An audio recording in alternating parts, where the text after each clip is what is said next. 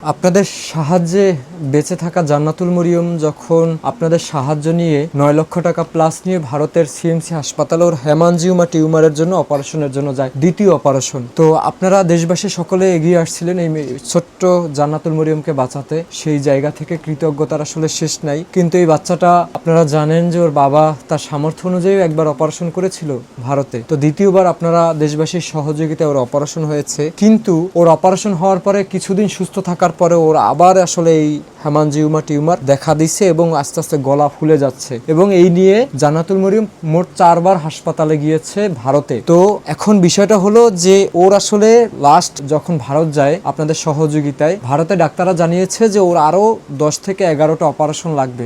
মানে আপনাদের সন্তান বাকি আমরা যদি আমাদের সন্তান হিসাবে দেখি, যে আসলে বাকি আমাদের প্রাপ্তবয়স্ক একটা মানুষের মতো দেখি, যে একটা প্রাপ্তবয়স্ক মানুষও কিন্তু 11টা বাকি 13টা অপারেশনের ধাক্কল আসলে নিতে পারে না। এই মাসুম ছোট বাচ্চাটা আসলে কিভাবে যে এই অপারেশনের ধাক্কলগুলো নিবে সেটা আসলে মানে এখন পর্যন্ত আমরাই বুঝতেছি না, বাকি ওর বাবা মা কান্নাকাটি করতেছে। লাস্ট বার অপারেশন না করেই আসলে বাংলাদেশে ওদের ফিরতে হয়েছে, কারণ ওদের কাছে ওইভাবে টাকা পয়সা ছিল না। আসলে 2টা অপারেশন করতে ওদের 15 লক্ষ টাকা চলে গেছে। তো সেই জায়গায় আপনার যে আরো যদি 11টা বাকি 10টা অপারেশন লাগে, সেই অঙ্কটা আসলে কত গিয়ে দাঁড়ায়, বাকি সেই থাকা খাওয়া খরচ এবং অপারেশন খরচ আরো যদি 10-11টা অপারেশন লাগে কত আসলে খরচ হয় একটু আপনারা বিবেচনা করে দেখবেন। আর আশা করি আপনারা ওর জন্য সহযোগিতার হাত বাড়িয়ে দিবেন।